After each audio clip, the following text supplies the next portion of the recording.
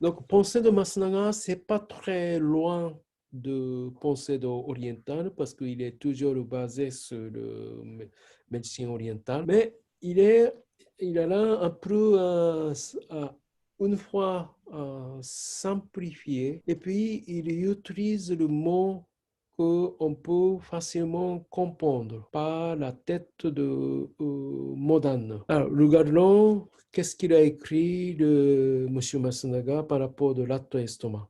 Donc, il a dit l'atto-estomac, c'est la fonction de ingestion et de digestion. Ça veut dire qu'on intègre l'énergie à notre intérieur. Donc, il dit ça ensemble de l'atto-estomac. Donc, simplement l'absorption de l'alimentation pour se nourrir, processus de digestion et assimilation. Donc, ça, c'est plus facile à comprendre pour nous. Donc, tout ça, c'est intéressant parce que quand l'atto-estomac problématique, vous observez de quelque chose sous partie du corps, par exemple le lèvre, muscle popillaire.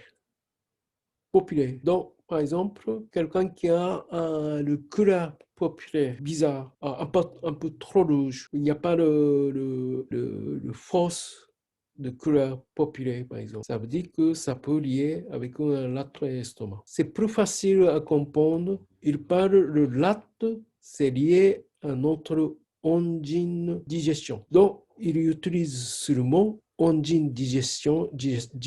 Qu'est-ce que c'est l'engine digestive? C'est l'élément substance qui aide la digestion. Et c'est pas l'estomac qui fabrique, c'est le lait qui fabrique. Et cette enzyme digestive, il sécrète toutes ces parties-là pour favoriser le processus de digestion. Alors là, deuxième chose qu'il parle, rat est lié avec une grande production chez les femmes. Ça veut dire que grande, c'est le grande, là aussi, qui fabrique une hormonale, avance le processus de femme. Donc là, il y a le concept qui commence à apparaître problématique de processus femme ou bien les reproduction, c'est fait enfants, le lait intervient, lait et estomac intervient. Alors, on peut penser que c'est pourquoi le méridien de lait et estomac en face de notre corps, il passe vraiment les gens de ovaire, en bas de notre ventre. Donc, on peut penser que certains problèmes chez les femmes, problème de l'aigle, problème de ménopause, problème de puberté. C'est le lait et l'estomac, ça peut intervenir. Donc, ça veut dire que quand vous êtes en face de quelqu'un qui a ce problème-là, vous pouvez mettre dans votre tête, peut-être ou peut-être pas. Mais comme il parle, c'est bien de savoir. Et aussi, troisième, le lait, ça lié notre cortex cérébral. Le réflexion lié avec s'appuyer le lait. Donc il essaie d'expliquer un peu en utilisant le terme moderne. Donc dans la tête, il y a trois couches différentes. Donc, cortex cérébral, c'est le dernier développement de notre cerveau. Donc, premier est notre conscience très animaux. Et deuxième, suite. Et troisième, c'est le dernier cerveau qui a développé raisonnement ou notre vraie pensée, ce qu'on parle de pensée. Alors, donc, par exemple, quand on a le déséquilibre de cette méridien, c'est un peu comme donc on a trop tendance à trop penser et on s'inquiète, on a tout le temps désir de manger, agitation, manger vite et pas national. Donc ça lié vraiment de pensée et alimentation. Donc, on peut facilement influencer par le pensée notre choix d'alimentation. Quand on est perturbé, notre alimentation peut facilement perturbée. On peut dire contraire, quand on a l'alimentation pas vraiment adapter notre corps, notre pensée aussi, ça peut perturber par l'alimentation, par le goût ou par l'alimentation. Alors, deuxième hobby de fait, le sieste. Donc, l'énergie a tendance de descendre. Et par rapport de physique, on a tendance de problème de dos, genou. Genou, c'est le méridien qui passe l'estomac. Donc, on rencontre pas quelqu'un qui a un problème de genou, c'est tout de suite, il faut penser le estomac. Il faut travailler ce méridien-là. Difficulté de s'asseoir, rester debout, tendance à avoir le lot en bas de notre corps, ça veut dire que le cheville ou le genou. Donc, tout ça, par exemple, l'épaule. Pourquoi l'épaule?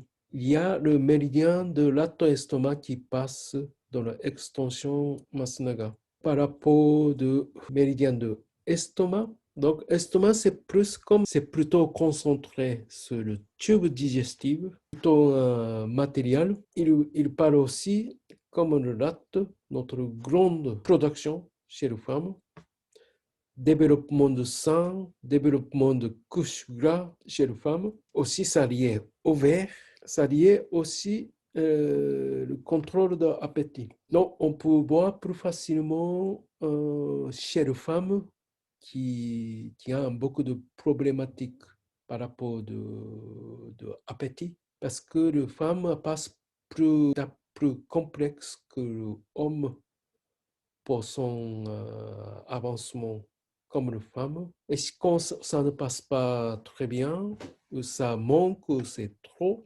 souvent le contrôle de l'appétit peut désordre. Pour confirmer quel est son niveau d'appétit chez certaines personnes, c'est très intéressant. C'est une chose qu'il faut bien penser. Par exemple, si vous rencontrez une femme qui a une perturbation perturbation de l'aigle, problème de l'aigle, tout ce niveau-là, appétit est vraiment le signe que vous avez besoin de savoir. Pour ça, il suffit de juste demander, vous avez un bon appétit ou trop ou pas suffisant. Et aussi, ça peut être intéressant de demander quel est son repas préféré, son goût préféré. Donc, tous les éléments-là, c'est très intéressant face à une personne problématique par rapport à la digestion, aussi problématique de, par exemple, concentration, problématique psychologique.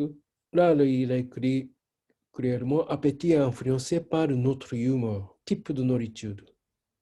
Donc, c'est bien de savoir quel type de nourriture cette personne qui est perturbée au niveau psychologique, s'il mange que une chose très sucrée, s'il mange que quelque chose tel que la tendance, c'est ça qui perturbe peut-être cette personne qui a un problème psychologique. Il faut intéresser ça. Et souvent, par exemple, ce genre de personne qui a l'épaule, le bras tendu, le cou tendu. Petit à petit, vous pouvez récupérer pour cibler le responsable de méridien. Là, on va voir plus tard le méridien de estomac. Méridien de estomac classique ne passe pas le cou, mais méridien de estomac extension de Masnama, il passe le cou.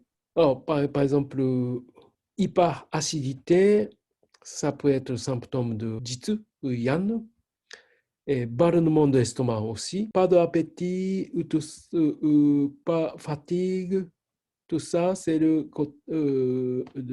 peut être un symptôme de Yin. Donc là, le Masnaga montre position. Donc ça, c'est la position qu'on ramasse à l'alimentation.